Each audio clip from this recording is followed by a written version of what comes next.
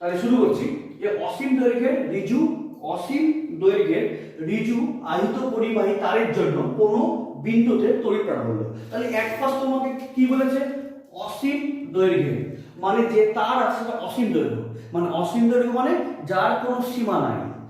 মানে অ্যাকচুয়ালি যে যদি বলি যে এটা অসীম দৈর্ঘ্যের তার, তার মানে কি যে এর উপরেও চলতে আছে আর নিচেও নামতে আছে। তার মানে অ্যাকচুয়ালি অসীম দৈর্ঘ্যের তার মানে কি এর কোনো পার্টিকুলার কোনো সীমা নাই, মানে সীমাহীন, যার লিমিট নাই, সেটা অসীম দৈর্ঘ্যের তার। তাহলে এক ফার্স্ট কি বলেছে যে অসীম দৈর্ঘ্যের এবং ঋজু তার, মানে অ্যাকচুয়ালি ঋজু বলতে কি বোঝায়, একদম স্ট্রেট লাইন, মানে একদম স্ট্রেট লাইন। এবং কি কি বলেছে, আহিত পরিবাহী তার। তার মানে তোমার তিনটা ওয়ার্ড আছে, কি কি, অসীম দৈর্ঘ্যের এক নাম্বার, সেকেন্ড কি ঋজু হবে এবং আহিত। তার মানে একদম সীমাহীন একটি তার, স্ট্রেট লাইন এবং চার্জ মানে আহিত আছে। ঠিক আছে, যেমন যেমন যেমন বলেছে তেমন আমাকে করতে হবে। তাহলে অসীম দৈর্ঘ্য মানে যে ও এভাবে চলছে, মানে অ্যাকচুয়ালি উপরে নিচে এভাবে আছে, অসীম দৈর্ঘ্যে, যার কোনো সীমা নাই। আর এই যে ডটেড লাইন, মানে আমি এটা ডটেড লাইন দিয়ে বুঝিয়েছি, এই যে ডটেড লাইন, এই ডটেড লাইন বলতে বুঝিয়েছে যে এ নিচে নামতে যাচ্ছে আর উপরে ডট মানে ও উপরে উঠতে যাচ্ছে।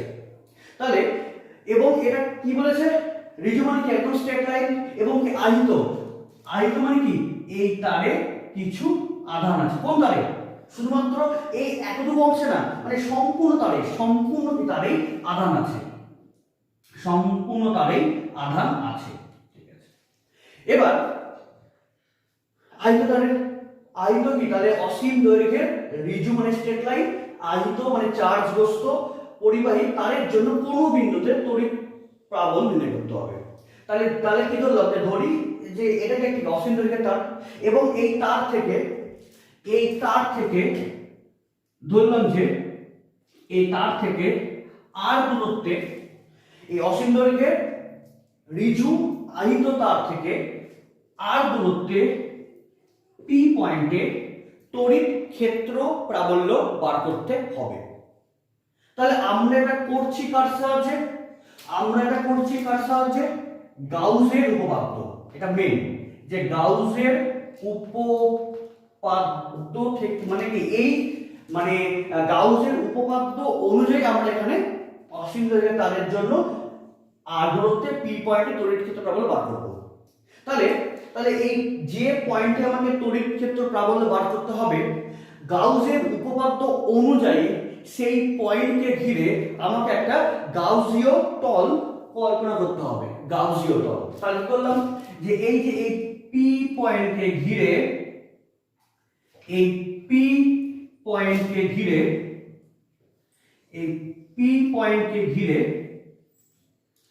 এই স্মল এল দৈর্ঘ্যের একটি চোঙ কল্পনা করলাম, যে চোঙ এক্ষেত্রে গাউসীয় তল হিসাবে কাজ করবে।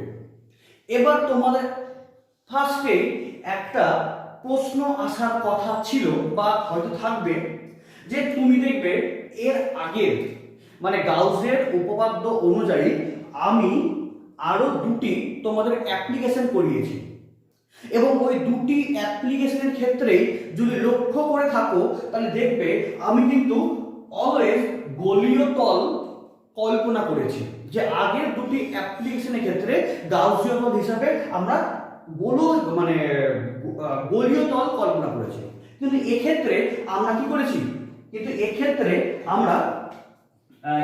আমরা যে গোলীয় তল নেইনি, আমরা এখানে কি নিয়েছি, একটি চোঙ নিয়েছি, মানে চৌমাকার তল নিয়েছি। এবার তোমাদের তোমাদের প্রশ্ন হবে যে স্যার এখানে আমি চোঙ মানে গাউসীয় তল হিসাবে আমি চোঙ কেন নিলাম, বা অ্যাকচুয়ালি আগের কেসগুলোতে আমরা তো গোলীয় তল নিয়েছিলাম, তাহলে এক্ষেত্রে আমরা গোলীয় তল নিলাম না কেন? তোমাদের এটাই কোশ্চেন আসবে। সাপোজ তুমি ভাবো যে যদি এখানে আমি গোলীয় তল নিই, তার আমি তোমাদের বলেছি যে গাউসীয় তল বা গাউসিয়ান সারফেস কল্পনা করার কারণ কি? কারণ অ্যাকচুয়ালি আমরা গাউসীয় তল কল্পনা করি কেন? কারণ ওই তলের আন্ডারে তড়িৎ ক্ষেত্র প্রাবল্য সুষম। মানে অ্যাকচুয়ালি গাউসীয় তল ধরার প্রধান কারণ কি? সুষম তড়িৎ ক্ষেত্র প্রাবল্য কনসিডার করার জন্য, এটা একটা মেন। এবং আমরা কি জানি যে ইলেকট্রিক ফিল্ড মেনলি কি হয়? প্রপোর্শনাল টু 1/r², তাই তো? তাহলে ডিসটেন্সের সাপেক্ষে ওই ইলেকট্রিক ফিল্ড ভ্যারি করে। তাহলে এবার একটু শুধু মন দিয়ে দেখো এবং কল্পনা করো, যদি এই তারকে ঘিরে মানে এই অসীম তারকে ঘিরে যদি আমরা একটা গোলীয় তল নিতাম, তবে এই গোলীয় তলের জন্য এই গাউসীয় তলের মানে অ্যাকচুয়ালি এই গাউসীয় তলের প্রত্যেকটা পয়েন্টে এই তার থেকে ডিসটেন্স কি হচ্ছে? মানে অ্যাকচুয়ালি এই তার কি আছে? এই তার তো চার্জ, মানে আহিত চার্জ, মানে আহিত তার আছে, আহিত তার আছে। তাহলে এই প্রত্যেকটা আধান থেকে আমি যদি গোলীয় গাউসীয় তল কল্পনা করতাম, তবে এই তার থেকে ওই গাউসীয় তলের কি ডিসটেন্স কি হতো? আলাদা হতো। তাহলে ডিসটেন্সের সঙ্গে ইলেকট্রিক ফিল্ড কি করে? ভ্যারি করছে। তার মানে যে আমি অসীম তারের জন্য আমাকে যে পয়েন্টে ইলেকট্রিক ফিল্ড বার করতে হবে, আমি যদি গোলীয় গাউসীয় তল নিতাম, তবে সেক্ষেত্রে ওই তার থেকে কি ওই গোলীয় তলের প্রত্যেকটা কি পয়েন্টের ডিসটেন্স আলাদা হওয়ার জন্য ওই গোলীয় তলে কি আমি প্রত্যেকটা পয়েন্টে সুষম তড়িৎ ক্ষেত্র প্রাবল্য পেতাম না। তাহলে অ্যাকচুয়ালি গাউসীয় তল এখানে ধরার কারণ কি? যে ওই তলের সুষম ইলেকট্রিক ফিল্ড আছে। তাহলে গোলীয় তল দিলে ওই তার থেকে ডিসটেন্স আলাদা হতো, তাই না? ডিসটেন্স কি হতো? আলাদা হতো। ফলে ওই গাউসীয় তল যাকে ধরতাম গোলীয় তল, সেটা আর সুষম ইলেকট্রিক ফিল্ড হলো না। তাহলে সেক্ষেত্রে ওই গাউসীয় তল আমরা ধরতে পারবো না। কেন? গাউসীয় তল মেনলি আসে কেন? সুষম তড়িৎ ক্ষেত্র ধরার জন্য। আর এক্ষেত্রে এই তার থেকে আমি গাউসীয় তল হিসাবে গোলক তো হবেই না। কেন? তাহলে আর সুষম তড়িৎ ক্ষেত্র প্রাবল্য থাকছেই না। তাহলে গাউসিয়ান তলের কোনো মানেই হয় না। তাহলে এক্ষেত্রে আমরা কি নিই? চোঙ নিই। কেন? যদি চোঙ নিই, যদি বলি যে যদি চোঙ নিই, তাই তো? যদি চোঙ নিই তাহলে দেখো যে অ্যাকচুয়ালি চোঙের যে উপরের যে সারফেসটা কেমন দেখতে? বৃত্তাকার, তাই তো? যে ও বৃত্তাকার ভাবে কি ও এভাবে নেমে গেছে।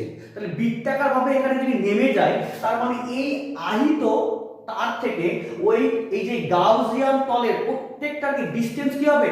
একই হবে। তাহলে ডিসটেন্স একই হওয়ার জন্য ওই গাউসীয় তলের আন্ডারে সুষম তড়িৎ ক্ষেত্র প্রাবল্য পাবো। যে অ্যাকচুয়ালি মেন কনসেপ্ট তোমাকে মাথার মধ্যে মানে বসাতে হবে যে গাউসীয় তল ধরার কারণ হচ্ছে সুষম তড়িৎ ক্ষেত্রকে ধরার জন্য। মেন এটাই। সেই জন্য ওই তারকে ঘিরে একটা কি নিয়েছি? একটি চোঙ নিয়েছি। এই চোঙ নিয়েছি। তাহলে এই চোঙ নিয়ে কি হবে? ওই গাউসীয় তলের থেকে কি হবে? প্রত্যেকটা পয়েন্টে ইলেকট্রিক ফিল্ড সমান। কেন? কারণ এই যেটা চোঙ নিয়েছি, তাহলে তার থেকে কি প্রত্যেকটা ডিসটেন্স কি হবে? একই হবে। তার মানে ইলেকট্রিক ফিল্ড কি হবে? একই হবে। তার মানে কি ওখানে সুষম তড়িৎ ক্ষেত্র প্রাবল্য কাজ করছে। তাহলে এই চোঙ আকৃতি যে তল, এটা কি এক্ষেত্রে গাউসীয় তল হিসাবে কাজ করবে। কিন্তু এক্ষেত্রে গোলীয় তল নেব না। কেন? কারণ এক্ষেত্রে সুষম তড়িৎ ক্ষেত্র পাবো না ওই গাউসীয় তলে। তাহলে আশা করি বুঝতে পেরেছো যে এক্ষেত্রে আমরা গাউসীয় তল হিসাবে কি ধরলাম? চোঙ, সুষম তড়িৎ ক্ষেত্রকে কনসিডার করার জন্য। ঠিক আছে, এবার এই যে চোঙ ধরলাম সেটা কেমন চোঙ? এল দৈর্ঘ্যের একটি চোঙ। তাহলে এবার বলো যে এই যে প্রত্যেকটা প্লাস আধানের জন্য, তাই তো? কেন এই ওয়্যার কি আছে? চার্জ। তাহলে প্রত্যেকটা প্লাস আধানের জন্য এদের তড়িৎ বলরেখা কোন বরাবর কাজ করবে? যদি বলি একদম প্লাস চার্জ, তাহলে প্লাস চার্জের জন্য তড়িৎ বলরেখা কোন দিকে যায়? লম্বভাবে বহির্মুখী, তাই তো? তার মানে তাহলে এই যে প্লাস আছে, তাহলে এই প্লাসের জন্য কি হবে? তড়িৎ বলরেখা যাবে কেমন? এইভাবে যাবে। বা এই ক্ষেত্রে কি হবে? তড়িৎ বলরেখা এভাবে যাবে। আবার এদিকেও আসতে পারে, তাই তো? এদিকেও আসতে পারে। মানে অ্যাকচুয়ালি কি যে তড়িৎ বলরেখা প্লাস চার্জের জন্য কোন দিকে যায়, বহির্মুখী যাবে, তাই তো। তার মানে এই যে যে ওয়্যার আছে তাহলে প্রত্যেকটা কি হবে, প্লাসের জন্য তড়িৎ বলরেখা যাবে কি হবে, এটা আছে ওয়্যার, এখানে প্লাস চার্জ, এটা কি আছে, এটা আছে ওয়্যার, এখানে প্লাস চার্জ, তাহলে এই এখানে যে প্লাস চার্জ হয় তাহলে এই প্লাস চার্জের জন্য ইলেকট্রিক ফিল্ড যাবে কি হবে, এভাবে সব পাস করবে ইলেকট্রিক ফিল্ড। ক্লিয়ার? তাহলে কি হবে, এই যে প্লাস চার্জের জন্য কি হবে, যে ইলেকট্রিক ফিল্ড ও এভাবে লম্বভাবে বহির্মুখীভাবে বার হবে। ঠিক আছে, তাহলে এবং আমি এখানে যে চোঙটাকে যে কল্পনা করেছি, তাহলে এবার এই চোঙের তল কয়টা আছে, এবার এই চোঙ যেটা আমি কল্পনা করেছি সেই চোঙের তল আছে কয়টা, তিনটা তল। এখানে এখানে যে চোঙ নিয়েছি তাহলে চোঙের তল আছে তিনটা। এবং তোমরা জানো যে বলরেখা যেই বরাবর কাজ করে ইলেকট্রিক ফিল্ড কি সেই বরাবরই কাজ করবে। তার মানে তাহলে এই বরাবর আমরা ইলেকট্রিক ফিল্ড পাবো, তাহলে কি হবে, electric field not equals to zero. ঠিক আছে, electric field not equals to zero. তাহলে এবার দেখো, তাহলে দেখো এই যে চোঙ আছে, এই চোঙের কি টোটাল তিনটা আছে তল, কি কি, এই চোঙের তিনটা সারফেস কি হবে, এই তো চোঙ আছে তো, এই উপরের কি একটি বৃত্তাকার তল, নিচে একটি বৃত্তাকার তল, আর বাইরে কি আছে একটি বক্রতল। তাহলে আমরা কি জানি যে ক্ষেত্র ভেক্টর কোন বরাবর কাজ করে, তলের সঙ্গে লম্ব হবে। তার মানে এখানে যে চোঙ আছে এই চোঙের তিনটি তল, একটা উপরে বৃত্তাকার তল, নিচে বৃত্তাকার তল, আর বাইরে আছে পার্শ্বতল। তার মানে এই ক্ষেত্র কি তিনটি সারফেস থাকার জন্য এদের ক্ষেত্র ভেক্টর তিন দিকে কাজ করবে। একটা কোন দিকে, যে উপরের তলের জন্য ক্ষেত্র ভেক্টর কি করবে, এই লম্ব হবে। নিচের তলের জন্য তাহলে এই তল কেমন বৃত্তাকার, তাহলে এর তলে ক্ষেত্র ভেক্টর কোন দিকে কাজ করবে, তলের সঙ্গে লম্ব দিকে। আর যে বাইরে যে আছে পার্শ্বতল, তাহলে এই পার্শ্বতলের ক্ষেত্র ভেক্টর কোন বরাবর কাজ করবে, এই যে পার্শ্বতলের সঙ্গে লম্ব হবে। তার মানে আমরা বলতে পারবো যে এই উপরের সারফেসের জন্য ওর ক্ষেত্র ভেক্টর কোন দিকে কাজ করবে, তলের সঙ্গে লম্ব হবে। আর এই ক্ষেত্র কি, এই যে বৃত্তাকার যে অংশ আছে তাহলে এই বৃত্তাকার অংশের ক্ষেত্রে কি হবে, ডিএস ভেক্টর কোন দিকে কাজ করবে, কি এই যে বৃত্তাকার তল কি এই তলের সঙ্গে লম্ব হবে। ঠিক আছে, আর এই ক্ষেত্রে আমি যদি একটি ক্ষুদ্র অংশ ধরি ডিএস, তাহলে যেটা আছে বাইরেটা, তাহলে বাইরের ক্ষেত্র ভেক্টর কোন বরাবর কাজ করবে, এই যে বাইরের কি তলের সঙ্গে লম্ব হবে, তাই তো। তার মানে এখানে যে চোঙ আছে এই চোঙের তিনটি তল, একটা উপরের বৃত্তাকার তল, নিচে কি বৃত্তাকার তল, আর বাইরে আছে পার্শ্বতল। তাহলে তিনটা ক্ষেত্রে ক্ষেত্র ভেক্টর কাজ করবে। একটা কি উপরের তলের সঙ্গে লম্ব হবে, একটা নিচের তলের সঙ্গে লম্ব হবে, আর একটা কি পার্শ্ব তলের সঙ্গে লম্ব হবে। কারণ ক্ষেত্র ভেক্টর অলওয়েজ লম্বভাবেই কাজ করে। তাহলে এবার এখানে একটা ইম্পর্টেন্ট জিনিস দেখো, যে উপরের তলের সঙ্গে এটা তো কি প্লাস, তো উপরে কি আছে অসীমটা, তাহলে উপরে কি প্লাস চার্জ। তাহলে এই উপরের প্লাস চার্জের ক্ষেত্রে বলরেখা কোন বরাবর কাজ করছে, এই বরাবর কাজ করছে, তাই তো। এই ক্ষেত্রে কি বলরেখা এই বরাবর কাজ করছে। তাহলে এবার বলো, তাহলে আমরা তড়িৎ ফ্লাক্স কাকে বলি, যে কোনো তলের সঙ্গে লম্বভাবে অতিক্রান্ত বলরেখার সংখ্যা। এবং আমরা জানি যে ফাই ইকুয়ালস টু হয় ই ডিএস কস থিটা। দেখো এবার যে উপরের তলের সাপেক্ষে মানে অ্যাকচুয়ালি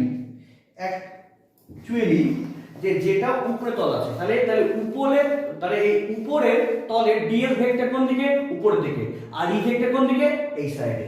তার মানে এই উপরের তলের সাপেক্ষে, তাহলে এই যে উপরের তলের সাপেক্ষে ই ভেক্টর এবং ডিএস ভেক্টরের মধ্যে মধ্যবর্তী কোণ কত আছে, 90 ডিগ্রি।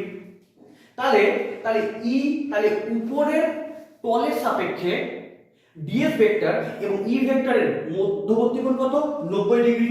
তাহলে এই উপরের সারফেস দিয়ে কোনো ফ্লাক্স যাবে না, তাহলে ফাই কত হবে 0 উপরের তল দিয়ে। কেন ফাই হবে ই ডিএস cos থিটা, তাই তো? তাহলে এই উপরের যে বৃত্তাকার তল তাহলে কত হবে ফাই হবে 0। সেম যেটা আছে নিচের তল, এই নিচের তলের ক্ষেত্র কি এটা ওয়্যার, তাহলে কি ইলেকট্রিক ফিল্ড এই সাইডে, মানে কি যেদিকেই বলরেখা ফ্লাক্স কি সেই দিকে যাবে। তাহলে এই নিচের তলের ক্ষেত্রেও ই এবং ডিএস এর মধ্যবর্তী কোণ কত 90 ডিগ্রি, তাহলে এই ক্ষেত্রে ফাই কত হবে 0। কিন্তু যেটা আছে পার্শ্বতল, তাহলে দেখো তো এই পার্শ্বতলের কি ক্ষেত্র ভেক্টর বাইরের দিকে, এবং এখানে যে প্লাস চার্জ, তাহলে এর প্লাস চার্জের ক্ষেত্র কি তার যে বলরেখা কি বাইরের দিকে, তাহলে এই পার্শ্বতলের ক্ষেত্রে ই ভেক্টর এবং ডিএস ভেক্টরের মধ্যবর্তী কোণ কত, পার্শ্বতলের ক্ষেত্রে ডিএস এর দিকে বলরেখা সেই দিকে, মানে ইলেকট্রিক ফিল্ড সেই দিকে, তাহলে ডিএস এবং ই ভেক্টরের মধ্যবর্তী কোণ কত হবে 0। তার মানে আমি এই ক্ষেত্রে আমরা ফাই এর মানটা 0 হবে না। তার মানে কি যে এই যে উপরের তল দিয়ে, তাহলে এই উপরের তল দিয়ে যদি বলি উপরের তল, হ্যাঁ উপরের তল দিয়ে, তাহলে উপরের তল দিয়ে ইলেকট্রিক ফিল্ড কত হবে 0, আর নিচের তল দিয়ে ইলেকট্রিক ফিল্ড কত হবে 0। অ্যাকচুয়ালি যে এত ডিটেইলস তোমাকে জানতে হবে কেন, কারণ তোমরা জানো যে তড়িৎ ফ্লাক্স বলতে বোঝায়, তড়িৎ ফ্লাক্স বলতে বোঝায় যে কোনো তলের সঙ্গে লম্বভাবে অতিক্রান্ত বলরেখার সংখ্যা। তাই তোমরা এবার আমি যদি ডাইরেক্ট যদি শুধু পার্শ্বতল দেখাতাম, তাহলে তাহলে তোমরাই আমাকে প্রশ্ন করতে যে না স্যার এখানে চোঙ মানে তল আছে 3টা, একটা উপরের তল, একটি নিচের তল, আর বাইরে আছে পার্শ্বতল। তাহলে উপরের এবং নিচের তল আপনি ধরলেন না কেন? কেন মেনলি কি এটা প্লাস তার, এটা কি একটি তার প্লাস চার্জ আছে, তাহলে কি হবে, তাহলে এখানে প্লাস আধানের জন্য কি হবে যে অ্যাকচুয়ালি যে বলরেখা তার লম্বভাবে কি বাইরের দিকে যাবে। কিন্তু যে যে চোঙটা আছে তাহলে কি ওর যে বলরেখা কি অলওয়েজ বাইরের দিকে, তাহলে ইলেকট্রিক ফিল্ড অলওয়েজ কি এই যে তারের সঙ্গে কি লম্বভাবে যাচ্ছে। তাহলে এই উপরের তলের ক্ষেত্রে ডিএস উপর দিকে, আর ই তো অলওয়েজ এই সাইডে, তাহলে অ্যাঙ্গেল কত হবে 90 ডিগ্রি, তাহলে উপরে কোনো ফ্লাক্স যাবে না। নিচেও কি ই এই সাইডে, ডিএস নিচের দিকে, কেন নিচে কি বৃত্তাকার তলের সঙ্গে লম্বভাবে কে কাজ করবে ক্ষেত্র ভেক্টর, তাহলে এই ক্ষেত্র কি, তাহলে এই নিচের বৃত্তাকার তলের সাপেক্ষে ফাই কত হবে 0, কারণ ই ডিএস এর মধ্যবর্তী কোণ 90 ডিগ্রি। উপরের তলের সাপেক্ষেও ফাই কত হবে 0, কেন ই এবং ডিএস এর মধ্যবর্তী কোণ কত 0। তার মানে কোনো ফ্লাক্স পাস করতে পারছে না। এবং এই উপরে কি ইলেকট্রিক ফিল্ড শূন্য, নিচেও ইলেকট্রিক ফিল্ড শূন্য, কেন অ্যাকচুয়ালি কি এই তারের জন্য যে প্লাস আধান তার জন্য কি বলরেখা যাচ্ছে কোন দিকে অলওয়েজ বাইরের দিকে, তাহলে ওই প্লাস আধানের জন্য তো বলরেখা তো উপর দিকে যেতে পারছে না, প্লাস আধানের জন্য বলরেখা উপরে বা নিচে যেতে পারছে না। তাই বলরেখা যদি উপরে বা নিচে যদি না যায় তাহলে কোনো ইলেকট্রিক ফিল্ডও থাকবে না। তার মানে তাহলে এই অসীম দৈর্ঘ্যের আয়ত তারের ক্ষেত্রে ওর যে বলরেখা সেটা অলওয়েজ যাচ্ছে কোথায়, তার ওই চোঙের পার্শ্বতলের মধ্যে দিয়ে। উপরের তল এবং নিচের তলের ফ্লাক্স কত 0। ক্লিয়ার? তাহলে আমরা করছি কাজটা যে গাউসের উপপাদ্য। তাহলে গাউসের উপপাদ্য অনুযায়ী E vector dot DS vector কত হয় ইকুয়ালস টু হয় কিউ বাই এপসাইলন। ক্লিয়ার? তাহলে ফাই ইকুয়ালস টু হচ্ছে E DS cos theta equals to Q by epsilon. তাহলে এই চোঙের 3টা তল আছে, বাট 3টা তলের মধ্যে কি উপরের বৃত্তাকার তল আর নিচের বৃত্তাকার তল ইলেকট্রিক ফিল্ডের সঙ্গে 90 ডিগ্রি কোণ করে থাকার জন্য উপরের তল দিয়ে কোনো ফ্লাক্স যাবে না, নিচের তল দিয়ে কোনো ফ্লাক্স যাবে না। তাহলে একমাত্র ফ্লাক্স যাবে কোথায়, ওর পার্শ্বতল দিয়ে। কেন পার্শ্বতলের সাপেক্ষে কি হচ্ছে ই ভেক্টর আর ডিএস ভেক্টরের মধ্যবর্তী কোণ হচ্ছে 0 ডিগ্রি। তাহলে তাহলে আমরা যার জন্য ফ্লাক্স পাবো সেটা কার জন্য, এই থিটা মানটা 0 এর জন্য, সেটা পার্শ্বতলের জন্য। তাহলে কত হবে E cyclic integration DS Q by epsilon. এবার এখানে তোমাকে আরেকটা ইম্পর্টেন্ট জিনিস করতে হবে। কি করতে হবে? এই যে আধান, এখানে আরেকটা মেন কনসেপ্ট, যে অ্যাকচুয়ালি এই থিওরির কনসেপ্ট দুটো, যে একটা হচ্ছে যে চোঙ যে আমি কল্পনা করলাম গাউসীয় তল, চোঙ এক্ষেত্রে গাউসীয় তল কেন কল্পনা করলাম সেটা বুঝে গেছো। তাহলে এই চোঙের তিনটি তল, কিন্তু মাত্র কি পার্শ্বতল দিয়ে আমরা ফ্লাক্স পাচ্ছি, কেন পাচ্ছি সেটাও বুঝতে পেরে গেছো। এবং থার্ড ফ্যাক্টর, এখানে মেন ইম্পর্টেন্ট থার্ড ফ্যাক্টর, সেটা হচ্ছে এই আধান নিয়ে। বলো, গাউসের উপপাদ্য অনুযায়ী এই যে আধান, এই আধানটাকে আমরা কি বলি? গাউসের উপপাদ্য কি বলে? যে কোনো বদ্ধতলের মধ্যে দিয়ে, কোনো এই যে বদ্ধতল যেটা চোঙ আছে, যে কোনো বদ্ধতলের মধ্যে দিয়ে নির্গত মোট তড়িৎ ফ্লাক্স ওই বদ্ধতলের অভ্যন্তরে অবস্থিত মোট তড়িৎ আধানের, ওই বদ্ধতলের অভ্যন্তরে অবস্থিত মোট তড়িৎ আধানের 1/ε গুণ। তার মানে এই যে আধানটা, এই যে আধান যেটা কিউ, এই কিউ আধান, যে কিউ আধানটা, ওই আধান কোথাকার আধান? একমাত্র এই বদ্ধ তলের অভ্যন্তরে আধান, বদ্ধ তলের অভ্যন্তরে আধান। এটা মেন তোমাদেরকে মাথায় রাখতে হবে যে এই আধান বলতে কি বোঝায়? ওই গাউসীয় তলের অভ্যন্তরে অবস্থিত মোট আধান। যে আধানটা কিউ, এই কিউ আধানটা কার? এই কিউ আধান কিন্তু এই বদ্ধ তলের মধ্যে মোট আধান না। এই আধানটা কোথাকার? এই কিউ আধানটি অসীম দৈর্ঘ্যের তারে। তার মানে কি, যে আধান এই গাউসীয় তলের বাইরে আছে, মানে উপরে বা নিচে, মানে অ্যাকচুয়ালি কি ওই সীমাহীন তারে মোট আধান হচ্ছে কিউ। কিন্তু ওই সম্পূর্ণ সীমাহীন তার তো, মানে একটি সম্পূর্ণ সীমাহীন যে তার, মানে অসীম তার, ওই সম্পূর্ণ অসীম তার তো এই বদ্ধ তলের তো মধ্যে নাই। তাই সেক্ষেত্রে এই কিউ বলতে এখানে কি বুঝাইছে?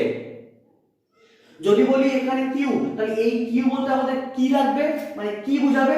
একমাত্র এই বদ্ধ তলের মধ্যে অবস্থিত মোট আধান। তাহলে তাহলে আমি কি ধরেছি যে অ্যাকচুয়ালি এই ক্ষেত্রে আমরা গাউসীয় তল হিসাবে আমরা এল দৈর্ঘ্যের আমরা চোঙ নিয়েছি। তাহলে সেক্ষেত্রে আমরা কি করব? আমরা ধরবো যে একক দৈর্ঘ্যের তার হচ্ছে ল্যামডা। ল্যামডাকে বলা হয় যে রৈখিক ঘনত্ব। হ্যাঁ, রৈখিক ঘনত্ব। তাহলে আগে আমরা লিখবো যে, আমি লিখছি এখানে যে একক দৈর্ঘ্যে আধান, যে একক দৈর্ঘ্যে আধান হচ্ছে ল্যামডা। তাহলে এই এল দৈর্ঘ্যে ল্যামডা কত হবে, মানে আধান কত হবে? তাহলে অতএব হচ্ছে স্মল এল দৈর্ঘ্যে আধান ইকুয়ালস টু হবে ল্যামডা এল। মানে অ্যাকচুয়ালি ল্যামডা এল মানে কি? ওই গাউসীয় তলের অভ্যন্তরে অবস্থিত মোট আধান। এবং মোট আধান ওটা কিন্তু অসীম দৈর্ঘ্যের সম্পূর্ণ তারের মধ্যে আধান আছে। বাট আমাদের এখানে যে করব, মানে গাউসীয় উপপাদ্যের যে আধানটা, সেটা কার আধান? তোমাকে মনে রাখতে হবে যে ওই বদ্ধ তলের অভ্যন্তরে মোট আধান। তাহলে এই আধানটা কিন্তু সম্পূর্ণ তারের আধান না, এই বদ্ধ তলের মধ্যে অবস্থিত মোট আধান। তাহলে তাহলে আমরা তো জানি না যে টোটাল অসীম দৈর্ঘ্যের, মানে অসীম দৈর্ঘ্যের তার, মানে আমরা জানি না যে ওই তারের শেষ কোথায়, কিন্তু টোটালটাই আহিত তার। তাহলে আমরা জানি না যে অসীম দৈর্ঘ্যের মোট আধান কত, বাট আমরা শুধু কি জানি যে একক দৈর্ঘ্যে আধান ল্যামডা। তাহলে একক দৈর্ঘ্যে আধান কি? ল্যামডা। তাহলে আমরা ওই অসীম দৈর্ঘ্যের তারের আমরা শুধু স্মল এল কি দৈর্ঘ্যের তারকে আমরা কনসিডার করেছি। তাহলে স্মল এল দৈর্ঘ্যের আধান কত হবে? ল্যামডা এল। তাহলে এই ল্যামডা এল বলতে কি বোঝাচ্ছে? এই বদ্ধ তলের অভ্যন্তরে অবস্থিত মোট আধান। তাছাড়া আমি তোমাকে আরেকটা উদাহরণ দিচ্ছি, যে সাপোজ আমি তোমাকে বলছি যে সাপোজ কোন একটা বিয়ে বাড়ির অনুষ্ঠান আছে। যে সাপোজ কোন একটা বিয়ে বাড়ির অনুষ্ঠান আছে, সেই বিয়ে বাড়ির কি অনুষ্ঠানে মানুষজনকে খাওয়াবে, তাই তো? মানুষজনকে খাওয়াবে। তাহলে এবারে মানুষজনকে খাওয়ানোর জন্য ওকে একটা এস্টিমেট করতে হবে যে অ্যাকচুয়ালি কত খরচ হতে পারে। তাহলে সাপোজ যে ওই ব্যক্তিকে, মানে যারা অ্যারেঞ্জমেন্ট করছে তাদের মেন আগে ফিক্স করতে হবে যে ওরা পার প্লেট কত করে খাওয়াবে পার প্লেট। সাপোজ আমি বললাম যে এক একটা বিয়ে বাড়িতে বললাম যে পার প্লেট 350 টাকা করে খাওয়াবে, মানে পার প্লেট খাওয়া কত সাড়ে তিনশো, সেটা বাচ্চা হোক বা বুড়া হোক, তাই তো 350। তাহলে এবার তাহলে কতজন খাবে, মানে অ্যাকচুয়ালি কি, তাহলে এবার ওদের নিমন্ত্রিত ধরলাম যে হচ্ছে প্রায় 1000 জন, তাহলে মোট তাহলে খরচ কত হবে 350,000, তাহলে একক দশক শতক লক্ষ, মানে কি প্রায় হচ্ছে 3,50,000 টাকা ওদের হচ্ছে খরচ হবে, তাই তো। তার মানে সেম ব্যাপারটা যে অ্যাকচুয়ালি পার প্লেট কত, পার প্লেট 350, এটা ফিক্সড। এবার যত তুমি কি লোক সংখ্যা ধরবা তত তোমার টাকা বাড়বে। ঠিক তেমন ব্যাপারটা হচ্ছে যে এক্ষেত্রে কি যে অসীম দৈর্ঘ্যে তার আছে।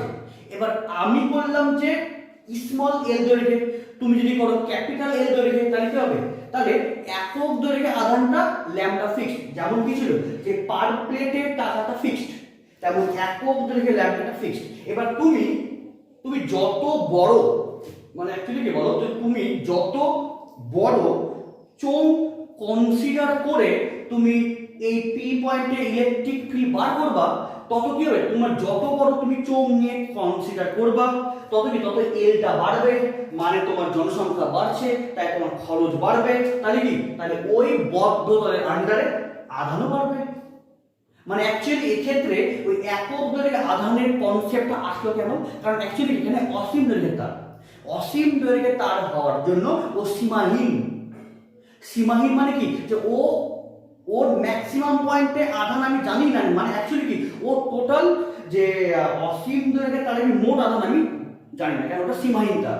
তাহলে কি করলাম যে একক দৈর্ঘ্যের আধান কত ল্যামডা, তাহলে জাস্ট আমি যে বদ্ধতল ধরেছি এল দৈর্ঘ্যে, তাহলে ওর তালের মধ্যে আধান কত হবে ল্যামডা এল। তাহলে অবশ্যই এটা আপনাদের মনে রাখবা যে এই আধান বলতে কি বোঝায় যে বদ্ধ তলের আন্ডারে মোট আধান।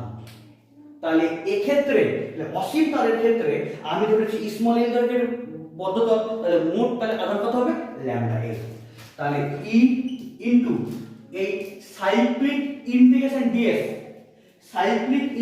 ডিএস মানে কি এই টোটাল ক্ষেত্রে মোট ক্ষেত্রফল। তাহলে এটা কি আছে চোঙ, তাহলে এই চোঙের ওই বাইরের পৃষ্ঠতলে তাহলে মোট ক্ষেত্রফল কত, কারণ অ্যাকচুয়ালি এই যে মোট যে ফ্লাক্স সেটা বার হচ্ছে কোন দিক থেকে, অ্যাকচুয়ালি এই যে মোট যে ফ্লাক্সটা মানে যেটা ফ্লাক্স যেটা বার হচ্ছে সেটা বার হচ্ছে কোন দিক দিয়ে, এই চোঙের পার্শ্বতল দিয়ে। তার মানে কি পার্শ্বতল দিয়ে মানে সব দিয়ে এভাবে বার হচ্ছে। তাহলে ইন্টিগ্রেশন ডিএস মানে কি এই টোটাল পার্শ্বতলের ক্ষেত্রফল। তাহলে কত হবে 2 pi r into n equals to q মানে কত, q মানে ওই বদ্ধতলের মধ্যে অবস্থিত মোট আধান কত lambda n by epsilon, l কাটলো, তাহলে e তাহলে কত হলো 1 বাই 2 পাই r, উপরে হচ্ছে ল্যামডা বাই এপসাইলন, তাই তো হবে না, lambda by 2 pi r by epsilon, উপরে 2 আর নিচে 2 গুণ করলাম, তাহলে কি হবে e ইকুয়ালস টু হবে 1 by 4 pi epsilon into 2 lambda by r। বুঝা গেল। তাহলে e মানে কি, e মানে হচ্ছে 1 বাই মানে কি উপর আর নিচে 2 দিয়ে গুণ করলাম কেন, এই 1 বাই 4 পাই এপসাইলন কে আমি নিয়ে আসার জন্য। তাহলে 1 by 4 pi epsilon into 2 lambda by r, যে ক্ষেত্রে এই ল্যামডা মানে বলতে কি বোঝায় একক দৈর্ঘ্যের আধান। এবং দেখো এই ইলেকট্রিক ফিল্ড নির্ণয়ের ক্ষেত্রে আমি কত বড় দৈর্ঘ্যের আমি যে চোঙ কল্পনা করলাম তার উপর কিন্তু ইলেকট্রিক ফিল্ড নির্ভর করছে না। তুমি যদি বেশি চোঙ নাও তাহলে কি হবে, তাহলে আধান বেশি হবে, যদি কম নাও তাহলে আধান কম হবে। বাট আলটিমেটলি কি যে এই ইলেকট্রিক ফিল্ডটা এক্ষেত্রে নির্ভর করছে কার উপরে, একক দৈর্ঘ্যের আধানের উপর, তাই তো। যে অ্যাকচুয়ালি এই এর উপর মানে কত দৈর্ঘ্যের আমি চোঙ নেবো তার উপর নির্ভর করবেই না। তাহলে ওই অসীম দৈর্ঘ্যের তারের জন্য কোন পয়েন্টে এই r দূরত্বে কোন পয়েন্টে ইলেকট্রিক ফিল্ড কত হয় equals to 1/4 epsilon into 2 lambda by r। তুমি শুধু দেখো যে অ্যাকচুয়ালি ক্যালকুলেশন কত সহজ, মানে কি যে অ্যাকচুয়ালি ক্যালকুলেশন খুবই সহজ। আমি যদি তোমাকে না বুঝিয়েও দিই তবুও তুমি নিজে মুখস্থ করতে পারবে, কিন্তু অ্যাকচুয়ালি ওই মুখস্থ করার কোনো ভ্যালু নাই। যে দেখো ক্যালকুলেশন কত ইজি, কিচ্ছু নাই, ক্যালকুলেশন কিচ্ছু নাই, বাট আমি এতক্ষণ ধরে যা যা বললাম সমস্ত কি একদম কনসেপচুয়াল বেস। যে মেইন ফ্যাক্টর কি, মেইন ফ্যাক্টর হচ্ছে যে এক্ষেত্রে তিনটা তল আছে, তল মানে এক্ষেত্রে কি তোমাকে জানতে হবে তিনটা মেইন ফ্যাক্টর। কি কি বললাম, একটা হচ্ছে এখানে গাউসীয় তল হিসাবে আমরা চোঙ কেন ধরবো, সেকেন্ড চোঙ হলে তো তিনটা তল, উপরে নিচে পার্শ্বতল, মানে পার্শ্বতল, তাহলে শুধুমাত্র পার্শ্বতল দিয়ে কেন ইলেকট্রিক ফ্লাক্স যাবে, উপর আর নিচ দিয়ে কেন যাবে না, কেন 90 ডিগ্রি। আর থার্ড তোমাকে জানতে হবে এই একক দৈর্ঘ্যের ব্যাপারটা, তাই তো। তাহলে এখানে তাহলে মোট যে আধান সেটা কোন আধান, মোট আধান মানে ওই চোঙের আন্ডারে বা বদ্ধ তলের মধ্যে অবস্থিত মোট আধান। এই তিনটা জিনিস তোমাকে জানতে হবে, তাহলে এই থিওরি খুবই ইজি। এবং তোমরা অবশ্যই এই সম্পূর্ণটা তোমরা ছবি আঁকবে, যে অ্যাকচুয়ালি তোমাদের বইয়ে কিন্তু এই অত ডিটেলসের ছবি দেওয়া নাই, সেই জন্য তোমরা কিন্তু যে এই সম্পূর্ণ ডিটেলসে তোমরা ছবি আঁকবে এবং ভাষা লিখতে হবে এবং এই ক্যালকুলেশন, তাহলে এটা কমপ্লিট। এবং এই থিওরি কিন্তু ক্লাস 12 এর এইচএসের জন্য খুবই ইম্পর্টেন্ট। সেই জন্য আশা করি বুঝতে পেরেছো, সম্পূর্ণ ডিটেলসে বললাম। তবুও যদি বুঝতে না পারো তাহলে আমাকে অবশ্যই কমেন্ট করে জানিও। Thank you.